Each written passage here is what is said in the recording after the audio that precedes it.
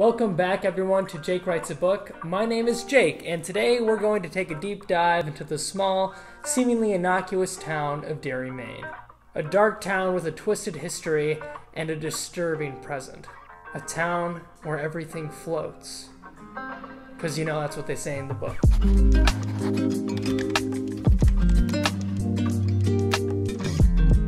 Yes, let's talk about it. The behemoth novel from Stephen King, who has never been mentioned once on this channel and who I definitely do not look up to as a literary influence. I'm not like the other late teen and early 20-something aspiring writers. I like Stephen King and Harry Potter. Stephen King's gargantuan novel It is a story about the magic and horrors of childhood, repressed trauma, and a certain shape-shifting, child-eating clown monster that lives underneath Derry, Maine in the sewers. Yes, there's all that and more in the novel's 1,000-plus pages. So much more! King's Tale focuses on the Losers Club, a misfit gang of 7 childhood friends who must band together to battle it as both children in 1958 and then later on as adults in the 1980s. I'm really not a fan about its structure, and another full disclosure, there's a lot of weird cosmic shit at the end of this novel that goes into some crazy mythology, but we're not here to regurgitate the Wikipedia entry on King's weird turtle god that invented the cosmos. We are here to interpret larger themes and not drug-induced plot threads. Sorry to all the folks who are big fans of the turtle god. Is that real? It's real. Yeah, there is a turtle god. He vomits up the universe, and it is like the opposite and parallel force that's trying to fight the turtle. What? It's crazy, yeah. But alright, back to organizational problems. Constantly zip-zapping me between timelines makes it so hard to keep the thread. I just don't know where the story is going, and having both the finale to the kids' story in the 1950s and the adult story in the 1980s be right next to each other at the end of the novel is honestly kind of lame. Having both these finales back-to-back in the end just removes so much tension because I already know the kids will be fine if I'm simultaneously watching them battle it as adults. The movies do a much better job of separating the story into the kids' story in part 1 and the adult story in part 2. There are a few extraneous characters and a lot of extraneous pages. This thing could have easily been like 700 or 800 pages and literally nothing would have been lost. But despite the imperfections of the structure and the weirdness of the child orgies, gross, the story at the heart of it is fun, it's scary, and it's beautiful. Did you see that one coming? Oh, you did. Good on you. It is able to physically embody the deepest fear of whatever child it's trying to eat, but it often prefers the cunning guise of Pennywise, a beguiling circus clown who enjoys luring unsuspecting victims into dark storm drains and eerie canals.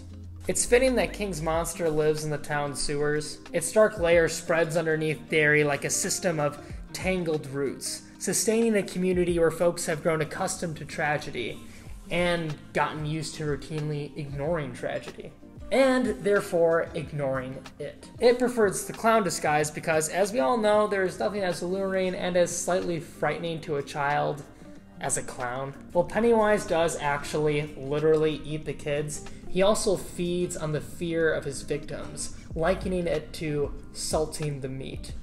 He also eats cherries.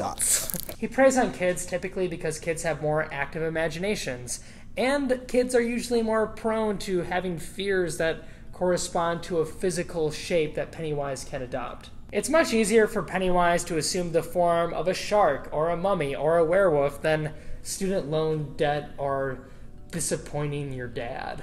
The children, the Losers Club, however, are not powerless. Their strength against it can be found in their own imagination and in their friendships with each other. It is a monster that draws its power from fear.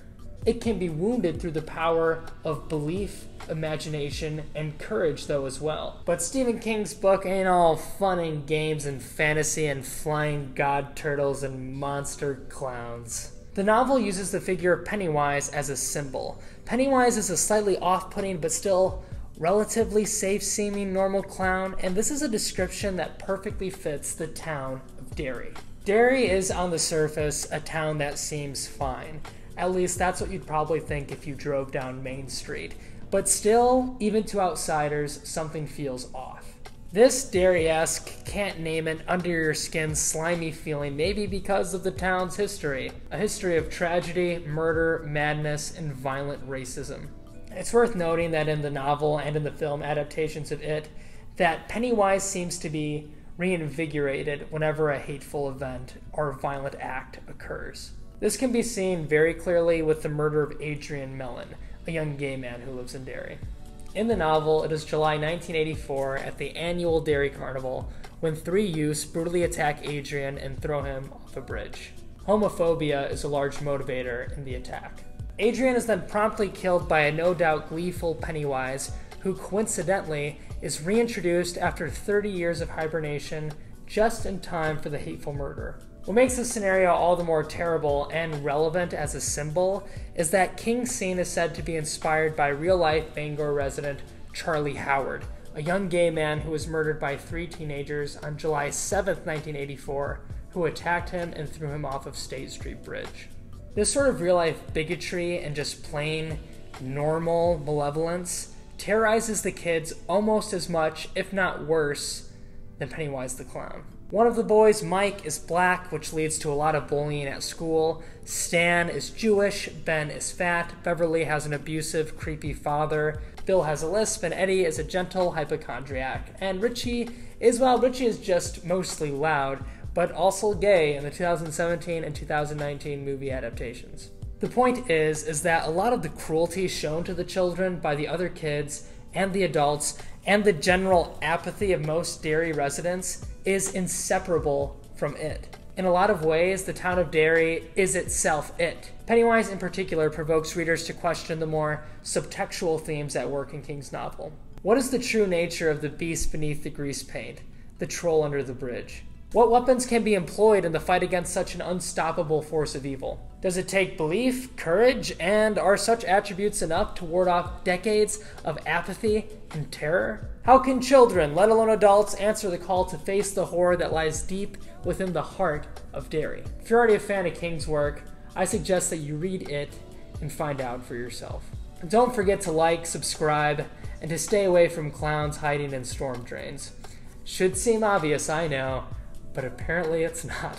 Keep reading, keep writing, and I'll see you next time. And the Jake Writes a Book channel does a terrible job of explaining it in the part 1 that was a failure, part 2 that was a failure, part 3 that was a failure. Is this our 4th time trying to make this video? I think this is the 4th time. I think it's like... I'm pretty sure this is the 4th time.